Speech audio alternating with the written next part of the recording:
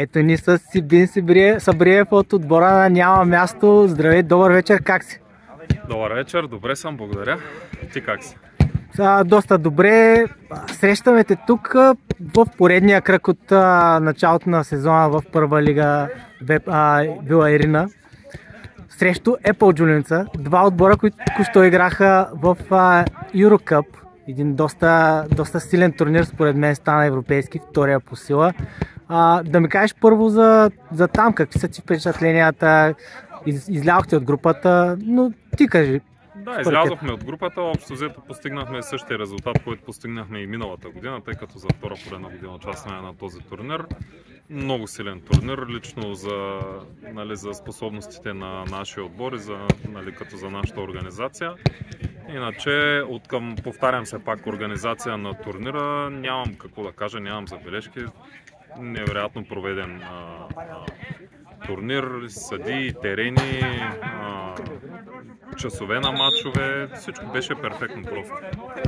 Да, представи се доста добре, пак да кажа аз. Сега да се върнем тук на лигата, какво очакваш за този сезон?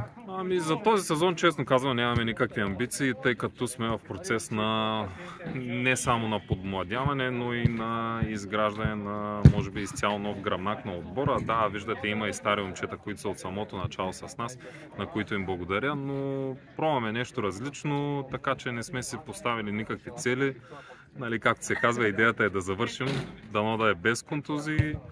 И пък каквото се случи, няма да се даваме, ще се противопоставяме на макс във всеки матч, доколкото е възможно, но наистина не сме си поставили никакви амбиции и се надявам да покажем най-доброто от себе си. Доста силно лято за вас. Първо бронз на Лига България, след това второ място на Притикъп в финалния турнир.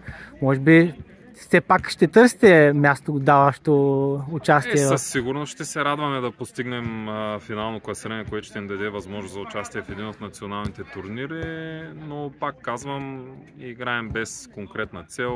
Въпросът е да сглобим, да напипаме вярното темпо, да извличаме всичко от момчетата в отбора, да ги научим как да се позиционират правилно, да сплотим колектива, а за резултати вече евентуално до година ще се надяваме на нещо повече. Последен въпрос, в стойката на Ивайло Тодоров ще липсва ли той в лигата? Да, тук е място да благодаря на всички момчета, които помагат в националните турнири и в европейските турнири, тъй като виждате, отиваме с миксирана формация, не сме, знаете, трудно се организира един цял отбор, така че благодаря на всички, които по принцип не са на лигата част от нашия отбор и идват да помагат на всички останали турнири. Знаете, Сашко Краев, Траян, Ивайло Тодоров, който спомена, има и други момчета, със сигурност изпускам сега някой да не се обиждат, така че много огромно благодаря на тях и се надявам за напред също и ние ще помагаме когато можем. Все пак сме от една област и е редно да си помагаме, за да се развиват всички отбори, не само нашия. Абсолютно точно така. Благодаря ти много и успех! Благодаря, мерси.